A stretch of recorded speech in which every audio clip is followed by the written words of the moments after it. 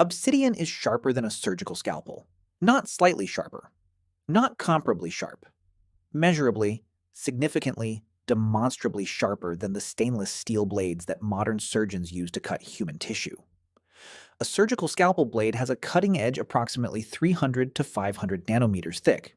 An obsidian blade, knapped by a skilled practitioner, can achieve a cutting edge of approximately 3 nanometers, roughly 100 times sharper than steel.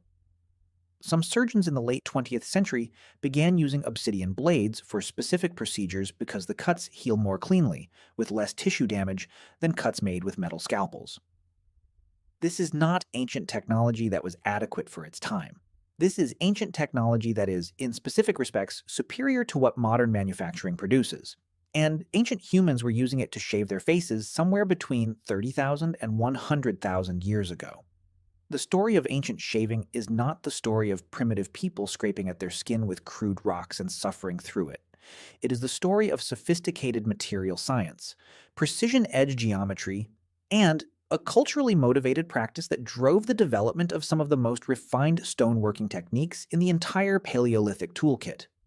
It involves the specific properties of volcanic glass, the biomechanics of hair removal, the social and cultural drivers that made shaving worth the effort, and a comparison with modern shaving technology that is considerably less flattering to the modern version than most people would expect.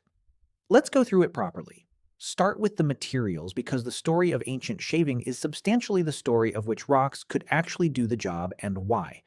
Not all rocks can be shaved with. This is the first thing to understand, and it matters enormously for making sense of how ancient humans approached the practice. The rocks that can be shaved with are a specific subset of naturally occurring materials that share a critical property.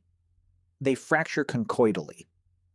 Conchoidal fracture is a specific kind of breakage in which a material splits along smooth, curved surfaces rather than along grain boundaries or crystalline planes. It is the fracture pattern you see in glass when it breaks. Smooth, curving surfaces with a characteristic ripple pattern at the origin of the fracture. Rocks that fracture conchoidally can be knapped, struck with precision to remove flakes with predictable, controllable shapes and angles. The resulting flakes have edges that are sharp in the way that a cutting instrument needs to be, rather than the jagged, irregular edges that most rocks produce when broken. The rocks that fracture conchoidally and that were used for shaving and cutting across most of human prehistory fall into a fairly small category.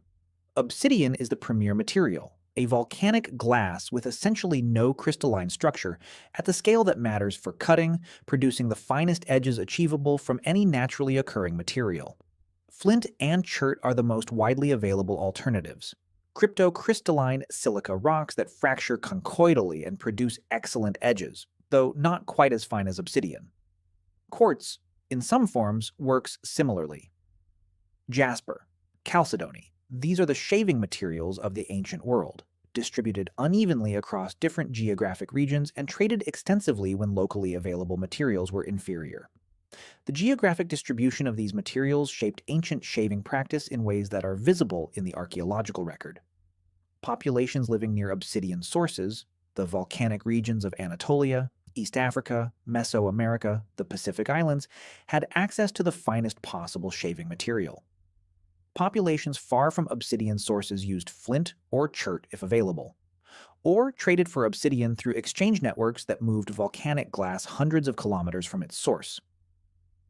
The analysis of obsidian artifacts by their geochemical composition, which volcanic source they came from, has become one of the primary tools for mapping ancient trade networks, and the distances over which obsidian moved consistently suggest that the material was valued highly enough to justify significant exchange cost. This valuation was not purely about shaving. Obsidian was used for cutting tools of all kinds. But the specific use in grooming, in the management of hair and beard growth, was real, and the evidence for it comes from multiple directions. Now let's talk about the evidence for ancient shaving, because this is where most people expect the question to run into an archaeological dead end. Hair doesn't fossilize. Beard stubble doesn't leave an archaeological signature. How do we actually know that ancient humans were removing facial hair? The direct evidence is biological. Examination of preserved ancient human remains where soft tissue survives, mummified bodies from Egypt, from the Andes, from the peat bogs of northern Europe, consistently shows facial grooming. Egyptian mummies from the Old Kingdom period show shaved faces and heads maintained with metal razors, but the practice predates metal by many thousands of years. Mummies from cold, dry environment show similar evidence of hair management using whatever tools were available in their period and region. The indirect evidence is more extensive. Microscopic wear analysis on stone tools, examining the edge damage under electron microscopy to determine what kinds of materials the tool was used against, has identified tools from Paleolithic sites with wear patterns consistent with scraping soft organic material, including material consistent with skin and hair.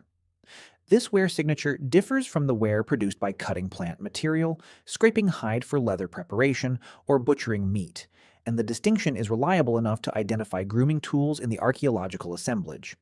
Cave art provides another line of evidence. Human figures depicted in Paleolithic cave art and in rock art from multiple continents show faces that appear to lack substantial facial hair. The facial profile in these depictions does not consistently show the beard that you would expect if all males simply let their hair grow unchecked. This evidence is interpretively difficult. Artistic convention shapes how faces are depicted, and the absence of depicted beards is not conclusive evidence of shaving, but it is consistent with the other evidence. The strongest indirect evidence comes from social and cultural logic. Shaving, in every documented human culture where it occurs, is a culturally motivated practice. It signals something about the person who does it, their social group, their status, their conformity to specific aesthetic norms. The evidence that ancient humans engaged in elaborate personal grooming of other kinds, body painting, tattooing, piercing, scarification, the use of ochre and other pigments for cosmetic purposes, documented as far back as 100,000 years ago at sites in South Africa, establishes that prehistoric humans were invested in the management of their physical appearance in ways that go far beyond functional necessity. Shaving fits within this well-documented pattern of cosmetically motivated body modification. Now let's talk about the actual technique, because this is the most interesting and most underappreciated dimension of ancient shaving: how it was actually done, what the mechanics were, and why it worked as well as it did. The obsidian or flint blade used for shaving was not a shaped razor in the modern sense. It was typically a flake, a piece removed from a larger core by percussion, with a sharp edge formed by the fracture surface. The edge geometry of a well-struck flake is not random.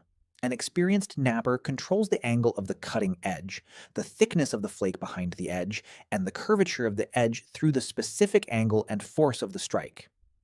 A shaving flake would ideally have a relatively thin cross-section behind the edge, providing some flexibility that reduces the cutting force required, and an edge angle appropriate for cutting hair rather than for heavy-duty scraping. The biomechanics of stone blade shaving are more similar to modern shaving than most people realize. A modern safety razor, or straight razor, works by holding the blade at approximately 30 degrees to the skin surface and drawing it across the hair with a light, consistent pressure. The blade severs the hair shaft close to the skin surface. The quality of the shave depends on the sharpness of the edge.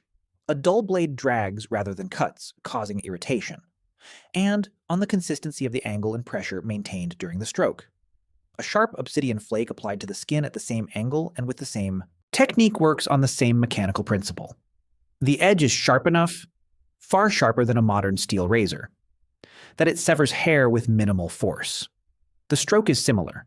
The result, on well-prepared skin with a fresh flake, is a close shave that modern users of obsidian tools who have experimented with the practice consistently describe as smoother and less irritating than steel shaving, consistent with the superior sharpness of the edge. The preparation of skin before shaving was almost certainly practiced in antiquity in some form, because the benefits of shaving moistened hair are as relevant to an obsidian blade as to a steel one. Animal fats, the most widely available lubricants in any hunter-gatherer context, provide effective skin preparation for shaving, reducing friction, and softening the hair shaft. Plant oils, where available, served the same purpose. The specific materials used would have varied enormously by environment and by cultural availability, but by the way, if you want to go even deeper into the secret lives of ancient humans, I just launched a full course called The Secret Lives of Ancient Humans. 10 modules, 3+ hours of content covering everything we never talk about on YouTube. What they feared, how they communicated, what hunted them, and much more. Plus an exclusive PDF guide included. Link in the description. See you inside. The principle of lubricated shaving is not a modern invention. Now, let's talk about something that almost never appears in popular accounts of ancient shaving, but that the archaeology and ethnography of body hair management make important: the management of body hair beyond the face. Facial hair is the most obvious target for grooming in a social visibility sense. The face is the primary surface of social interaction, and the most continuously visible part of the body in most social contexts. But body hair management, the removal of hair from the head, the arms, the legs, and other body areas, has been practiced across human cultures for as long as the evidence extends, and stone tools were used for all of these purposes. Head shaving in particular has deep roots across multiple cultures and appears in contexts that range from the purely aesthetic to the deeply ritual. Egyptian priests shaved their heads as part of ritual purity requirements. Greek and Roman soldiers shaved their heads partly for hygienic reasons — lice are significantly harder to manage in dense hair — and partly as a marker of military identity. Indigenous cultures across multiple continents practiced head shaving in specific ritual and status contexts, using stone blades in periods before metal was available. The same obsidian and flint tools used for facial grooming served for head shaving. The skin of the scalp is more durable than facial skin in some respects, less prone to the sensitivity that makes face shaving challenging. And the larger surface area makes the quality of the cutting edge even more relevant, since a longer stroke over more skin amplifies any dragging caused by edge imperfection. Now let's talk about who was shaving and why, because the cultural drivers of ancient shaving practice are where the story becomes most revealing about the nature of prehistoric social life. The assumption that ancient grooming was purely practical, that prehistoric humans removed facial hair because it was functionally advantageous in some way, is probably wrong as a complete explanation. The functional arguments for shaving exist. A beard can harbor parasites, can interfere with close-fitting helmets or masks, can complicate the application of face paint or pigment used in ritual contexts. But these functional arguments don't account for the universality of grooming practices across cultures or for the elaborate, culturally specific norms around hair management that appear in every documented human society. Hair management, including facial hair management, is one of the most consistent vehicles for social signaling in human culture. The specific grooming norms of a group mark membership, status, age, ritual state, and cultural identity in ways that are visible at a distance and readable by anyone who shares the cultural code. The shaved head of the Egyptian priest signaled religious status. The specific beard styles documented in Assyrian art signaled rank within a military hierarchy. The complete facial shaving of certain Roman-era military units marked professional identity. These historically documented examples represent culturally specific expressions of a more general human pattern: the use of hair management as a visible, controllable, socially readable signal of identity and status. This pattern did not begin with civilization. It almost certainly began as early as other forms of cosmetic body modification, which the archaeological evidence places as far back as the Middle Stone Age. The ochre-stained shells and perforated ornaments from sites like Blombos Cave in South Africa, dating to approximately 75,000 years ago, are evidence that humans were investing significant effort in managing their physical appearance for social communication purposes, tens of thousands of years before any written record.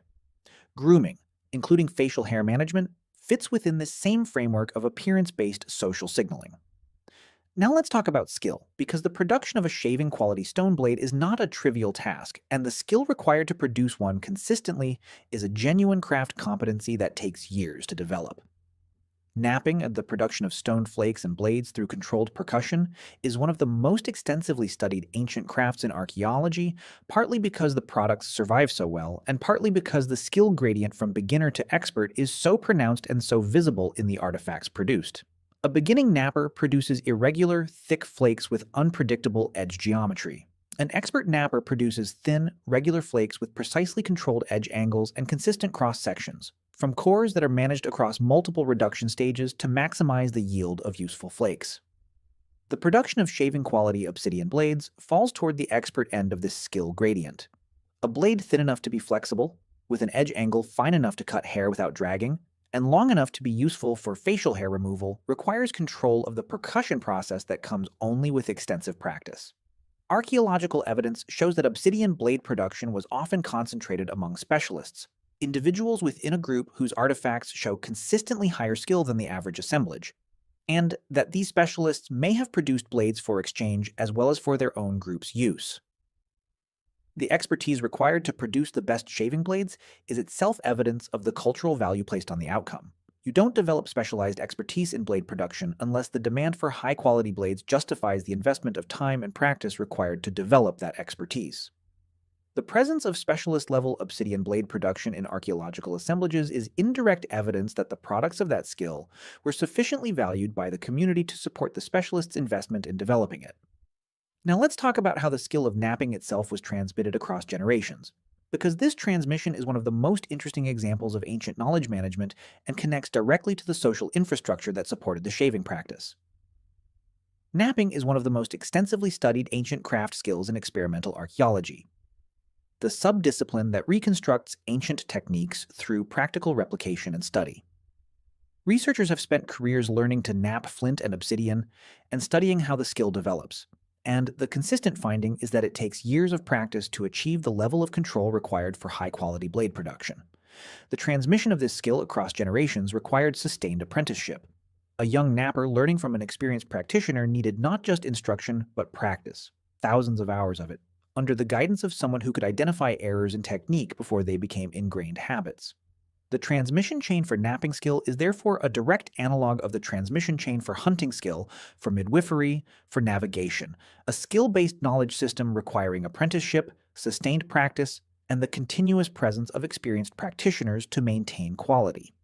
In communities where obsidian or flint blade production was culturally important, and the archaeological evidence suggests it was important in virtually all communities with access to these materials, the social investment in maintaining the transmission chain was substantial. An experienced napper who died without transmitting their skill represented a genuine community loss, not just a personal loss. The skill had to be maintained across generations with the same care that any other critical community capability was maintained. Now, let's talk about the transition from stone to metal, because this transition did not happen in the way most people imagine, and the actual history of the razor across material transitions tells its own story about what ancient shavers were optimizing for. The introduction of copper, bronze, and eventually iron for razor production did not immediately replace stone shaving. Metal razors appear in the archaeological record in contexts where they are clearly prestige objects, elaborately decorated, made from expensive materials, associated with high-status burials, suggesting that the transition to metal shaving was initially a status marker rather than a practical improvement. And in some respects, the early metal razors were not a practical improvement over well-knapped obsidian. Bronze is softer than modern steel. A bronze razor edge dulls quickly and cannot be maintained at the sharpness achievable with fresh obsidian. The transition to metal shaving was a transition toward a material that was more durable and recyclable. A dull bronze razor can be reground, unlike an obsidian flake that is discarded when its edge is spent, rather than toward a material that produced a better shave. The modern superiority of steel over stone in shaving comes from the development of high-quality steel alloys that maintain sharpness over multiple uses, not from the inherent properties of metal at the cutting edge. This means that for much of the period during which both metal and stone shaving were practiced simultaneously, the person with access to fresh obsidian was getting a better shave than the person using a bronze razor. The status marker of the metal razor was its material cost and durability, not its shaving quality. Ancient shavers who could access obsidian and had someone skilled enough to nap fresh blades as needed were using the superior technology. And this is ultimately what the story of ancient shaving with rocks reveals. It reveals a practice driven by social and cultural motivations that are indistinguishable in their underlying psychology from the motivations that drive modern grooming. The tools were different. The materials were geologically rather than industrially sourced. The skill required to produce the tools was distributed differently across the community, residing in nappers rather than in manufacturing facilities. But the shave itself, the edge drawn across prepared skin to remove facial hair for purposes of social presentation, cultural conformity, or personal preference, was achieved with a tool sharper than most modern shavers have ever held in their hands. The obsidian blade that a skilled Paleolithic napper produced for a morning's grooming was not an approximation of a razor. It was, by the measure that actually matters, a better one.